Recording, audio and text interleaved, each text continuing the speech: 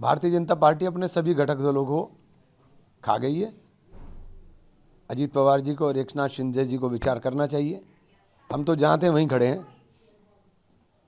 हमारी स्थिति को क्या पूछ रहे हैं, हम तो जहाँ थे वहीं खड़े हैं। लेकिन एकनाथ शिंदे और अजीत पवार जी से पूछिए कि वो कहाँ खड़े हैं। उनको तो खा गई भारतीय जनता पार्टी। अगले चुनाव तक उनका अस्तित्व खत्म हो जाएगा, उनको विचार करना चाहिए। किस तरह से आप देखते हैं कि बीजेपी ने 89 सीटें जीती, शिवसेना 65 सीटों पर, और यूटीपी जो है वो 65 पे रही है, शिवसेना 29 पर, कांग्रेस मात्र 24 बार ही जीती। तो पहले भी तो 30 ही थे यार, ऐसा कोई स्थिति नहीं है। ये जो आप प्रचारित कर रहे हो, ऐसी कोई स्थिति नहीं है। हम तो जहाँ खड़े थे वहीं खड़े हैं। लेकिन जो घटक दल हैं जो उनके साथ थे, उनका अस्तित्व खत्म हो गया, उनका अस्तित्व मिट गया। जो बीएमसी में शिवसेना का झंडा फहराते थे, उन शिव सैनिकों को सोचना चाहिए कि 45 साल के बाद वहाँ से उनका कब्जा ही खत्म हो गया।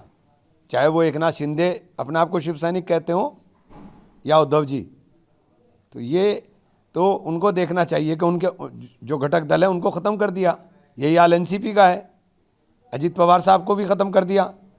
तो भारतीय जनता पार्टी तो अपने घटक दलों को ख़त्म करने पर ज़्यादा विश्वास करती है। अजीत पवार जी ने तो खुद इसको स्वीकार किया है कि मैं स्वीकार करता हूँ अपनी हार को, और आगे हम लोग इस चीज़ का आगे क्या करेंगे, सरकार छोड़िए, सत्ता का मोह छोड़िए अगर पार्टी बचानी है, वरना आप लोगों की पार्टियाँ गई। उधर मुख्यमंत्री देवेंद्र फडणवीस कह रहे हैं कि यह जीत जो है वो मोदी जी की जीत है, और विशेष रूप से जनता हमारे विकास के एजेंडे का समर्थन कर रही है। जहाँ जीतते हैं वहाँ मोदी जी की जीत है, जहाँ हारते हैं वहाँ इनकी हार है। तो ये तो कहना ही है इनको, इसमें क्या फ़र्क पड़ रहा है। खुद मोदी जी ने भी इस चीज़ का ट्वीट किया कि एनडी को आशीर्वाद देने के लिए मुंबई के सभी लोगों का मैं धन्यवाद करता हूँ, उनका आभारी हूँ। ठीक, तो ये तो उनका काम है भाई, ये तो उनका काम है, इसमें हम क्या कहें।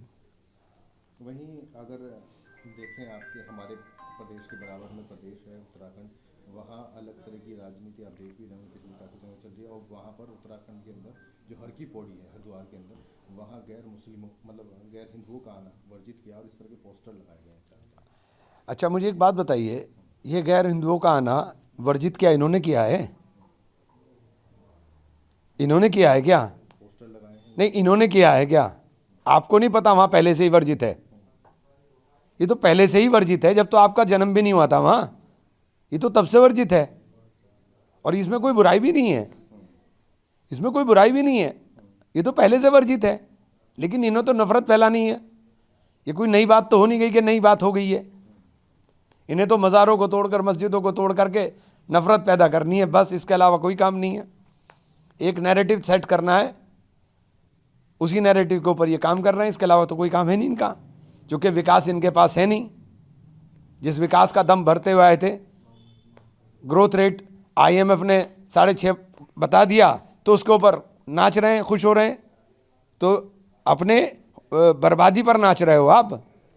जब आप 5 ट्रिलियन इकोनॉमी की बात करते थे, तो 5 ट्रिलियन इकोनॉमी के लिए तो 10% ग्रोथ रेट मिनिमम चाहिए।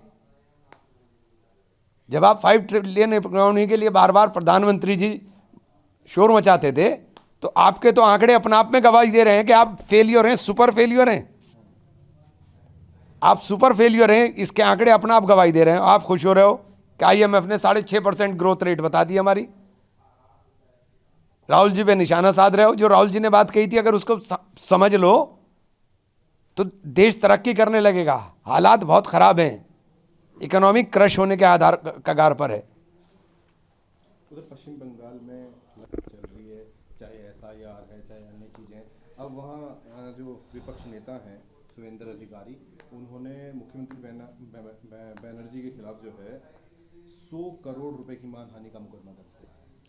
देखिए, ये फेडरल स्ट्रक्चर को तबाह करते जा रहे हैं।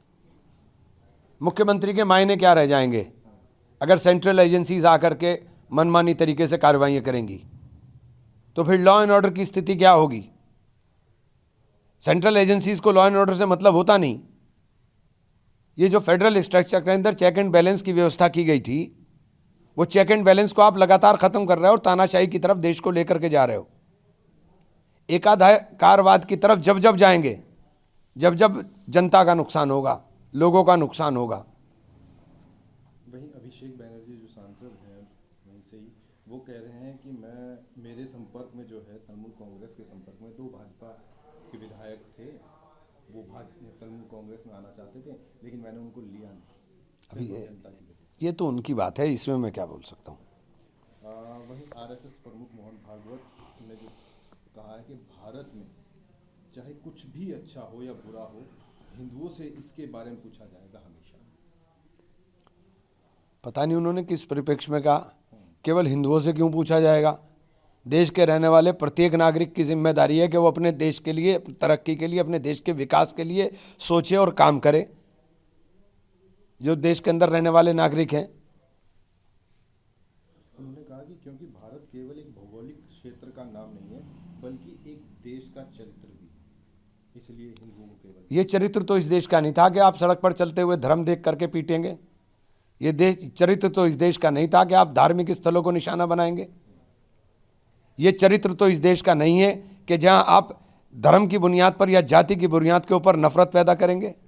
ये हमारे देश का चरित्र नहीं है। राहुल गांधी जी जो है आज इंदौर में गए हैं, वहाँ पे जो दूषित पानी पीने से कई लोगों की मौत हुई, उसको उन लोगों से मिलने के लिए, और फिलहाल जो है वो बॉम्बे हॉस्पिटल पहुँचे। देखिए, राहुल जी तो देश के हर शोषित के साथ, वंचित के साथ, पीड़ित के साथ खड़े हुए हैं। ईरान की हालात स्थिति को देखते हुए क्या कहेंगे? मैं कल गया था विदेश मंत्रालय, मेरी जॉइंट सेक्रेटरी से मुलाकात हुई थी जो इस पूरे रीजन को देखते हैं। वहाँ हालात नॉर्मलसी की तरफ हैं।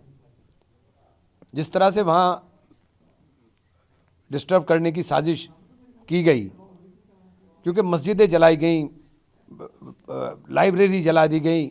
मैं एक बात, शिया बाहुल वो कंट्री है, कोई शिया इमाम बाड़े को या मस्जिद को या अपनी ज़ियारतों को किसी भी कीमत पे, वो कितना भी ख़राब हो, वो नुकसान नहीं पहुंचा सकता है। ये सब लोग बाहरी लोग थे और बाहरी ताकतें ईरान को डिस्टर्ब करना चाहती हैं। और ईरान ने तमाम प्रतिबंधों के बावजूद अपने आप को साबित करके दिखा दिया कि ईरान एक शक्ति है, ईरान एक ताकत है और हमारा दोस्त है ईरान, हम ईरान के साथ हैं। लगातार वहाँ से जो है जम्मू कश्मीर के नेता और बाकी नेता भी अपने जो लोग हैं वहाँ से उनको लाने की कोशिश करते हैं। अब भारत सरकार ने मैं भी गया था वहाँ, इसीलिए गया था कि वहाँ से लोगों को लाया जाए। लेकिन दिक्कत क्या हो रही है, मैं कह रहा ना कि शिया कभी भी इन चीज़ों को नुकसान नहीं पहुँचा। इसने हालात में भी कोई फ़्लाइट खाली नहीं है ईरान की जो जा रही है, लगातार लोग जा रहे हैं। वो मेरे से कह रहे थे कि साहब जो जाने वाला लोड है वो कम ही नहीं हो पा रहा है। अगर कभी एविक्शन की ज़रूरत हुई तो हमारे सामने तो बड़ी प्रॉब्लम आ जाएगी। तो मैं भी अपील करूँगा कि ज़रा सा माहौल थोड़ा सा ठीक हो जाए तभी वहाँ जाएँ। फिलहाल की स्थिति को देखते हुए किसको आप इस चीज़ को मानते हैं, क्यों इसके पीछे? कौन? इस पूरी दुनिया के अंदर तबाही का जिम्मेदार एक ही व्यक्ति है, उसका नाम है डोनाल्ड ट्रंप।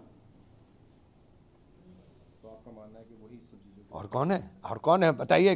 किसी चुने हुए राष्ट्रपति को जाकर उसके घर से उठाकर ले आओगे तो दुनिया के दादा हो गए ना आप तो दादा हो, किसी का भी छीन लोगे।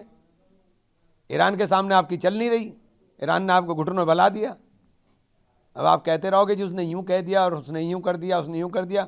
ईरान के पास जो मिसाइल सिटी है, उस मिसाइल सिटी का डर जो है वो अमेरिका को दिखाई देता है। अच्छा, पंजाब के अंदर लगातार जितने गायक हैं उनको लगातार धमकी मिलती है, वहाँ पे मारने की होती है और मारे भी गए हैं।